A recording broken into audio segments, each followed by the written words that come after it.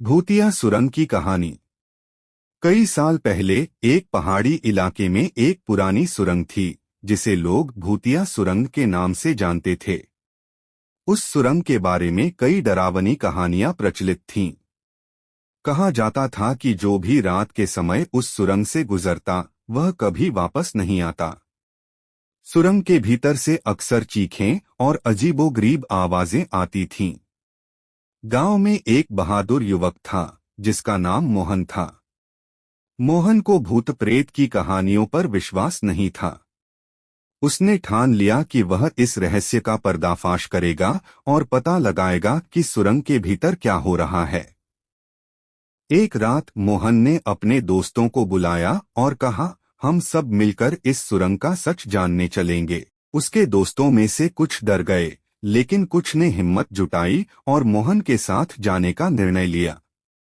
मोहन और उसके दोस्त मशालें और लाठियां लेकर सुरंग की ओर बढ़े।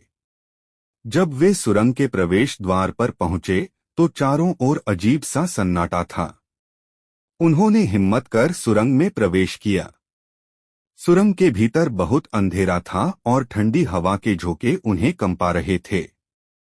जैसे जैसे वे सुरंग के अंदर बढ़ते गए, उन्हें अजीबोगरीब आवाजें सुनाई देने लगीं।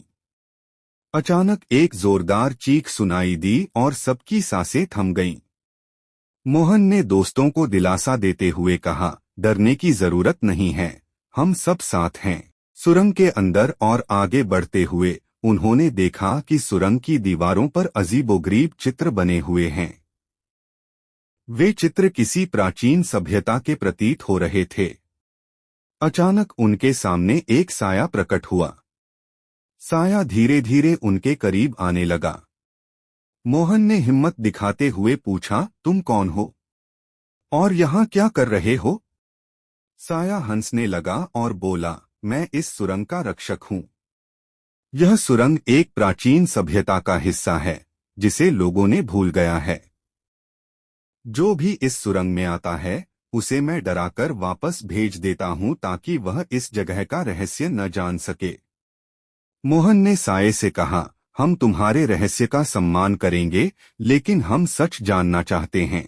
साये ने उनकी ईमानदारी को देखकर कहा, अगर तुम सच में जानना चाहते हो तो आगे बढ़ो। मोहन और उसके दोस्तों ने आगे बढ़कर देखा कि सुरंग के अंत में एक प्राचीन मंदिर था जिसमें अनमोल खजाना छिपा हुआ था।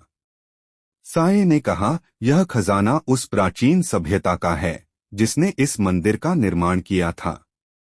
इसे केवल वही ले सकता है जो निडर और सच्चा हो। तुम लोगों ने अपनी बहादुरी और सच्चाई का परिचय दिया है।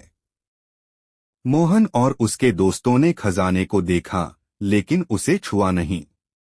वे वापस गांव लौट आए और गांव वालों को सारी सच्चाई बताई।